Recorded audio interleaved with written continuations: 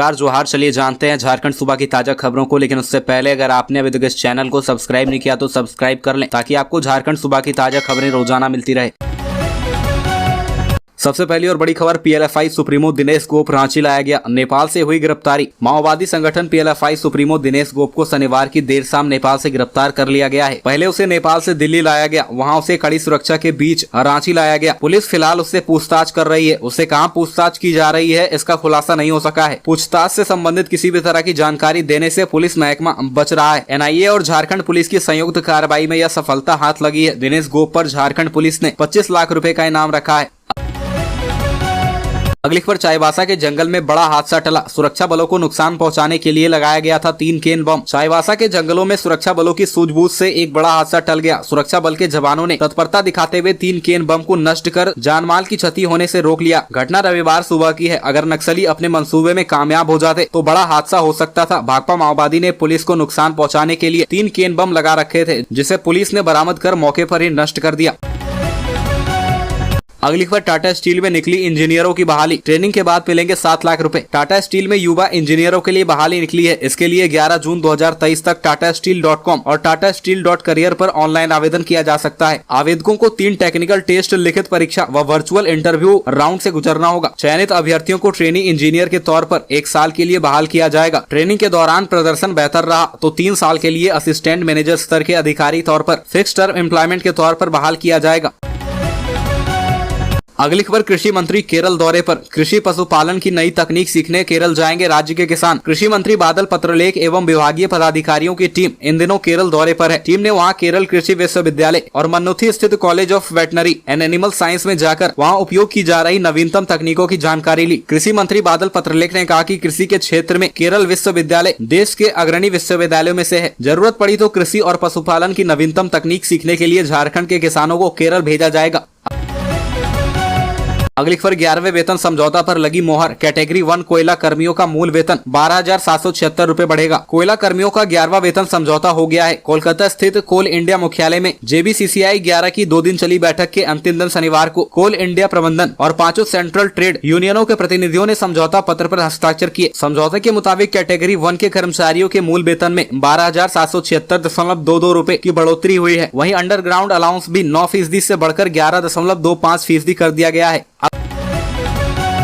अगली खबर, राष्ट्रपति के स्वागत की तैयारी, अशोकनगर धुर्बा में 50 से अधिक अस्थायी दुकानें तोड़ी गई। राष्ट्रपति द्रौपदी मुर्मू के रांची आगमन को देखते हुए रांची नगर निगम सड़कों को चमकाने में जुट गया है। सड़क पर किए गए कब्जे को हटाने के लिए शनिवार से अतिक्रमण हटाओ अभियान की शुरुआत की गई है। निगम की टीम ने अशोकनगर धुर्बा क्षेत्र में अभियान चलाकर 50 से अधिक अस्थायी दुकान तोड़ दिया। कई ठेला खोमचा को जब्त किया गया, फिर जुर्माना लेकर छोड़ा। हालांकि घाघरा में अतिक्रमण हटाने गई टीम ने एक जमीन पर बनी बाउंड्री को तोड़ने का निर्देश दिया। इसके बाद जोरदार हंगामा शुरू हो गया। स्थानीय लोगों ने टीम को घेर लिया और प्रशासन के खिलाफ नारेबाजी की।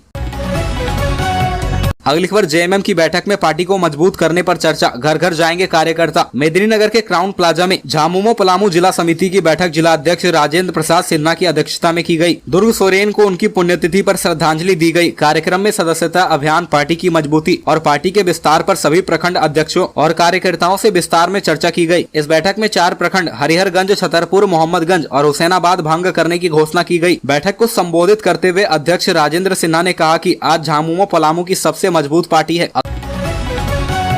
अगली खबर, गिरिडीह में 2 जलापूर्ति योजनाओं का शिलान्यास, अन्नपूर्णा देवी ने कहा पीएम मोदी सभी घरों तक शुद्ध पेयजल देने के लिए है कृत संकल्पित। सरिया प्रखंड क्षेत्र के अमनारी पंचायत अंतर्गत करनोडी में 54 करोड़ की लागत से निर्मित होने वाले 2 जलापूर्ति योजना का शिलान्यास किया गया। केंद्रीय शिक्षा राज्य मंत्री सह सांसद अन्नपूर्णा देवी एवं विधायक विनोद कुमार सिंह ने संयुक्त रूप से शिलान्यास किया। इस मौके पर केंद्रीय शिक्षा राज्य मंत्री अन्नपूर्णा देवी ने कहा कि प्रधानमंत्री ने हर घर जल योजना के तहत गाँव-गाँव और घर घर में शुद्ध पेयजल देने के लिए कृत संकल्पित है। अगली खबर, सांसद संजय सेठ ने कहा सरकार बंगले में मस्त, बिजली पानी के बिना जनता त्रस्त। रांची के सांसद संजय सेठ ने कहा कि रांची सहित पूरे झारखंड में बिजली और पानी के बिना हाहाकार मचा हुआ है। जनता त्राही त्राही कर रही है। सरकार बंगले में मस्त है, बिजली पानी के बिना जनता त्रस्त है। ऐसा लग रहा है जैसे सरकार को जन सरोकार से कोई मतलब नहीं है। सेठ अरगोड़ा स्थित सांसद कार्यालय में रविवार को प्रेस वार्ता में बोल रहे थे। उन्होंने कहा कि जन सरोकार से कोई मतलब नहीं रखने वाली सरकार को सत्ता में रहने का कोई हक नहीं है।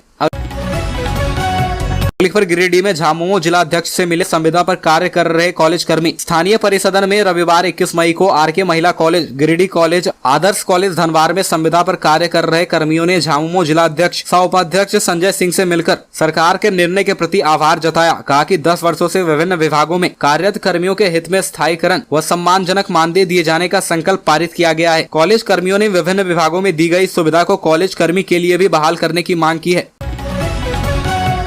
अगली खबर धनबाद उत्कृष्ट विद्यालयों के लिए उत्कृष्ट शिक्षक ढूंढ रहा जिला शिक्षा विभाग। तामझाम एवं प्रचार प्रसार के साथ धनबाद जिले को 3 उत्कृष्ट विद्यालयों की सौगात मिली है, लेकिन उत्कृष्ट विद्यालयों की शुरुआत के लगभग 18 दिन बाद भी इन स्कूलों में शिक्षक की पोस्टिंग नहीं हो पाई है। जिला शिक्षा विभाग इनके लिए उत्कृष्ट शिक्षकों की खोज में लगा है। विभाग के सूत्रों की माने तो विभाग CBSE या ICSE बोर्ड से पास आउट अंग्रेजी भाषा में बात करने वाले शिक्षकों की तलाश कर रहा है, ताकि वे उत्कृष्ट विद्यालयों में अपने शिक्षण कौशल को बच्चों को सिखा सकें।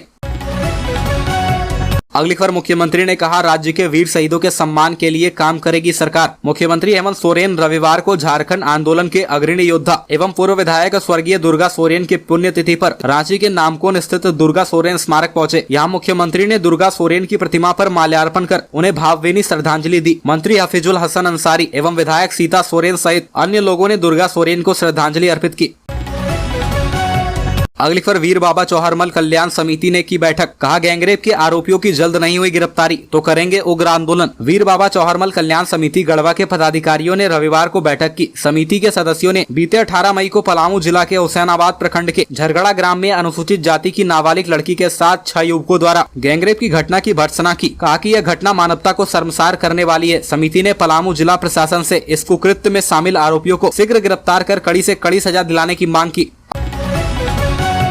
अगली खबर बीजेपी की सरकार बनते ही झारखंड में लागू होगा मिनी NRC। झारखंड के पूर्व मुख्यमंत्री और वर्तमान में बीजेपी विधायक दल के नेता बाबूलाल मरांडी ने बड़ा बयान दिया है। उन्होंने कहा है कि जिस प्रकार संथाल सहित झारखंड के सीमावर्ती जिले में बांग्लादेशी घुसपैठियों का प्रभाव बढ़ा है, इसके कारण संथाल की डेमोग्राफी तेजी से बदल रही है। इससे निपटने के लिए हमारी सरकार बनते ही हम संथाल में मिनी NRC लागू करेंगे। झारखंड के संथाल परगना में तेजी से बदलती डेमोग्राफी राज्य सहित देश के लिए चिंता का विषय है। साथ ही उन्होंने वर्तमान की राज्य सरकार को चुनौती देते हुए कहा कि वह केवल संथाल परगना में मिनी NRC लागू करा दें। उन्हें पता चल जाएगा कि बांग्लादेशी घुसपैठियों का झारखंड के सीमावर्ती जिले में जनसंख्या बढ़ी है या नहीं। अगली खबर झारखंड में भाजपा ने छेड़ी NRC की मांग। भाजपा विधायक दल के नेता बाबूलाल मरांडी ने संथाल की डेमोग्राफी में बदलाव पर चिंता जाहिर की है। इस दौरान उन्होंने कहा कि अगली बार भाजपा की सरकार बनी तो कम से कम संथाल में मिनी NRC कराया जाएगा। संथाल की डेमोग्राफी में बदलाव चिंताजनक है। न्यायालय ने भी सरकार से इस पर सवाल पूछे हैं। वे शनिवार को साहिबगंज के लिए निकलने से पहले पाकुड़ परिसदन में पत्रकारों को संबोधित कर रहे थे। बांग्लादेशी घुसपैठी पर अपनी चिंता जाहिर करते हुए कहा कि 1990 के दशक में साहिबगंज जिला के DC द्वारा बड़ी संख्या में बांग्लादेशी घुसपैठियों की पहचान की गई थी। इसका पुख्ता प्रमाण भी है।